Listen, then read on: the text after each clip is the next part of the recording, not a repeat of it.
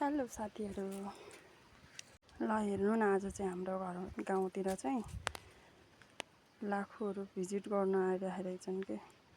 त्यही भएर सबै भयभरको सत्यनाश मकै खाइदिएर मेरो बारी त यस्तो खाली खाली भइदिएको के। सबै यता पनि यस्तो गर्दैछ के, यस्तो बिजोग गर्दैछ कि। काँक्राहरू थियो अलिअलि, यो पनि सबै ल्याएर खाइदिएछ। सबै बुटो मात्र पटाइदिएछ क्या। एउटा दुइटा थियो के अरे, धेरै त थिएन, अलिअलि सबै खाइदिएछ।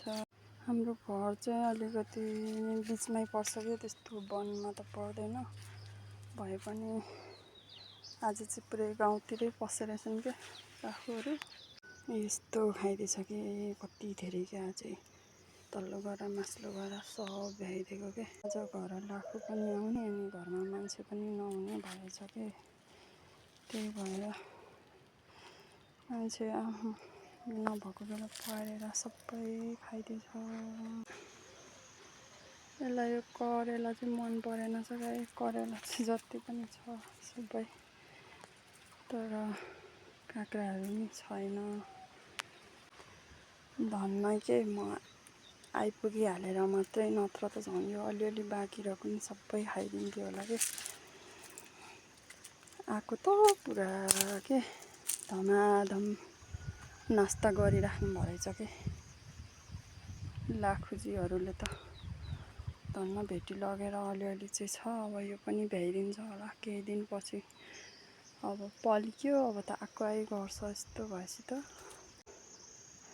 घर कुकुर बाँधेर छोडिआएको है, कुकुरलाई नै लाखुले ड्याम्का ड्याम्दैछ क्या हो।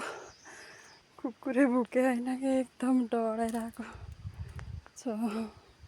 यस्तै छ है साथीहरू, के गर्नु।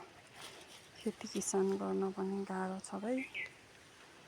यसरी लाखुले खानै दिँदैन।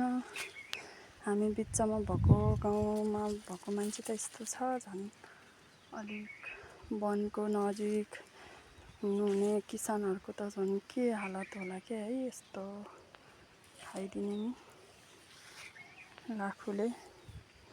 मेरो बारीहरू त सबै रित्तो रित्तो भइदिरहेको क्या। अगाडि खानुहुन्छ भनेर झन् दुःख गरी गरी फागुन चैतको त्यो त्यस्तो खडेरीमा पनि पानी हालिहाली, पाइपको पानी हालिहाली बचाएको मकैहरू अहिले लाखुलाई भयो क्या।